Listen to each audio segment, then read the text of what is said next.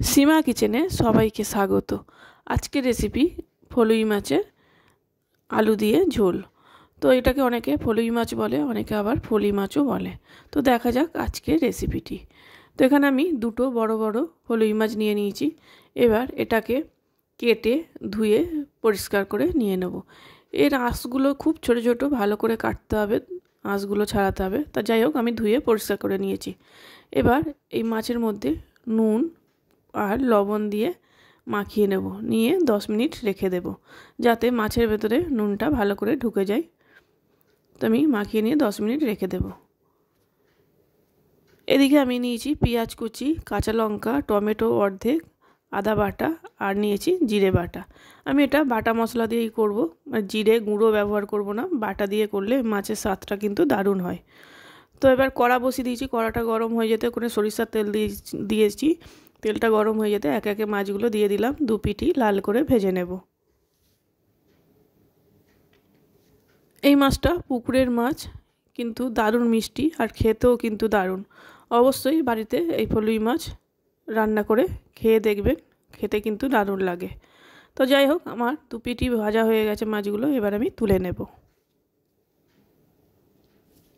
এবার বাকি মাছগুলো ভেজে নেব। বাকি মাছগুলো ভেজে নিয়েছি। এখানে আমি একটা আলু লম্বা করে কেটে রেখেছিলাম, সেটাও লাল লাল করে ভেজে নেব। তো আলুগুলো ভেজে নিয়েছি, আলুগুলো এবার তুলে নেব। তো আলুগুলো তোলা হয়ে গেছে, ওখানে আমার বেশ কিছুটা তেল আছে, আমি আর এটা তেল দেব না। এবার ওই তেলের মধ্যে সামান্য একটু গোটা জিরে আর 1 চামচ মতো কালো জিরে দিয়ে দিয়েছিলাম। দিয়ে একটু ভাজার পরে পেঁয়াজ কুচি আর লঙ্কাটা দিয়ে দিলাম, দিয়ে একটু ভালো করে ভেজে নেব 1 মিনিট। ভাজার পর এখানে পরিমাণ মতো লবণ দিয়ে দেবো, আর দিয়ে দেবো টমেটো কুচি। দিয়ে ভালো করে আবারও একটু ভেজে নেব, যাতে পেঁয়াজ আর টমেটোটা ভালো করে নরম হয়ে যায়।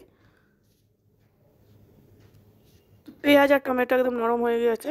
এই সময় এখানে আদা বাটাটা আর জিরে বাটাটা দিয়ে দেব, আর দেব কিছু মশলা।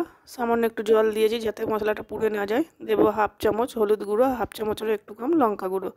দিয়ে সবকটা মশলা ভালো করে কষিয়ে নেব, যাতে আদা জিরের কাঁচা গন্ধটা চলে যায়।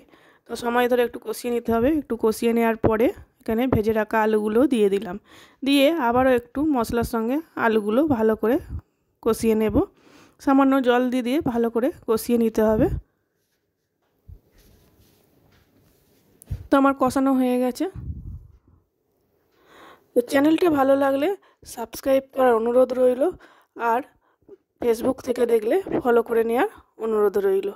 যেখানে আমি ভালো করে পরিষ্কার করে কষিয়ে নিয়েছিলাম, এবার আমি এখানে পরিমাণ মতো জল দিয়ে দেব। দিয়ে ঝোলটা একটু ফুটতে দেবো, যাতে আলুগুলো সিদ্ধ হয়ে যায়। এবার ঝোলটা ফুটে গেছে, এখানে ভেজে রাখা মাছগুলো দিয়ে দেব। দিয়ে একটু ভালো করে নেড়ে চেড়ে দেব।